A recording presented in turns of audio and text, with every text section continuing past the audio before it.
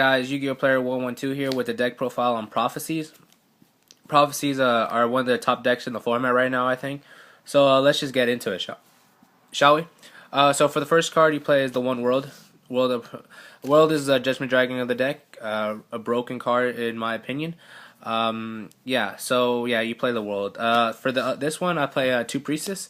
Might cut one of these down for another World, depending on excuse me guys, but depending on how I feel on the second one works. I've play tested the second one, but I'm liking the two Priestess because I get I reveal reveal three special, and then overlay, or even do a combo with special summoning this and having these two on field, using both their effects, overlaying for a level 7, and then using and detaching and then lifing one of them back. So having a card on the field, I really think that's really good.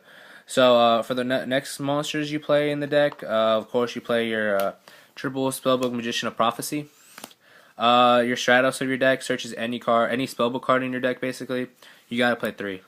Then you play a triple Temperance of Prophecy. Of course you play the World, so you gotta play triple Temperance.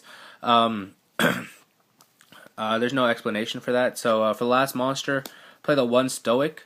Might bump this card up to 2. Play testing it is really good actually. It's a plus at any time. So yeah, that's my monster. It's 10 monster count right now. Let's just get into the spells, shall we?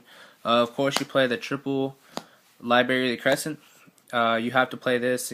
I really think so. Just a good turn 1 card. It sets up so many plays. It just makes a Fate Lock that much better. So then you play triple Spellbook of Secrets, of course. You got to play this card at 3 no matter what. Searches any spellbook cards of the deck, basically, yeah. Then I play the 2 Masters. You don't need 3 of this in this card in the deck because it gets too cloggy, and you recycle anyways with the 2 Towers. Towers is just a +1 automatic. Really good, honestly, but you can recycle. And then you play the 2 Eternities for the cards you remove. You play 2 Priestess in this build, so might as well have 2 Eternities. Plus you play 1 Fate, so you're gonna be removing a lot, and you're gonna recycle Fate a lot.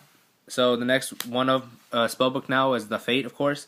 As I said, you're gonna be recycling this card a lot with the Tower. So Eternity's there also to help it out. And then I also play the 1 Spellbook of Wisdom. This card makes a broken play with the Temperance because they can't get rid of Temperance, so it's really that good. 1 Spellbook Power, of course. No explanation on this card. It's just a broken card. It's just really good. And the 1 card, the last Spellbook card, I really think is really good. The Life. This card can make a difference in the game, because if your world's already in the grave, boom, you get another this back, you get your world back, plus you get 2 other cards. So this is a big plus if you have world in grave. So that's all the spellbook cards. For the rest of the spells, I play triple Mystical Space Typhoon. I think you have to play that in this format, no matter what. MST, really good. There's no explanation. Then I play the 1 Foolish Burial. As I said, Stoic in the graveyard, sent to the graveyard, instant +1, so might as well get to that +1 faster. Plus, you need to get to Temperance as fast as you can, so this actually speeds it up. And then the last spell card is the 1 Book of Moon.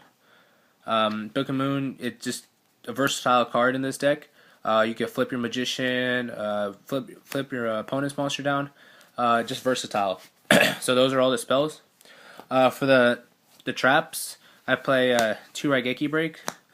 Raigeki Break, honestly, really good. This card just sets up plays, destroy a back row, boom, and then I can go off or something. So it just sets up plays, plus it's a discard outlet. And then the other discard outlet I play, 2 Divine Rats. So Divine Rat's another good discard outlet, plus it's just like Effect Veiler. So, but it's better than Effect Veiler because it doesn't have to be on the field. Plus, if you're discarding a Stoic or a dead world in your hand, it's really good. So, yeah. For the rest of the traps, I play 2 Fiendish Chains. No explanation here. And then the 1-ofs, 1 Solemn Warning, of course, Torrential, and Bottomless. There's no explanation on those. So yeah, those are the traps. For the extra deck I have, it's not done. I'm missing a couple cards that my friend is using right now for regionals coming up. So yeah, so the one Shining Elf, of course. Shining Elf, you gotta play one, at least one. The rest of the twos, Herald of Pure Light, Gachi Gachi, Daigusto Phoenix. This is your main four basically, but I only go into this one, the Shining Elf, the most because it's a spellcaster. For the rest of them, the one Hierophant for Fire Fist is really good. One Master Blades. This is gonna turn into a big eye once I get it. But Master Blades I think is still pretty good.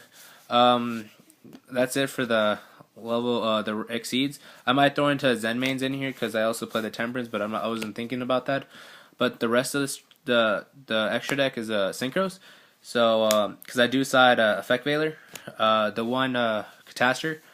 There's supposed to be Armades in here that is missing, but let my friend borrow. Plus a Black Rose Dragon that's also missing because I let my friend. But for the rest, one Arcanine Magician, of course, easy.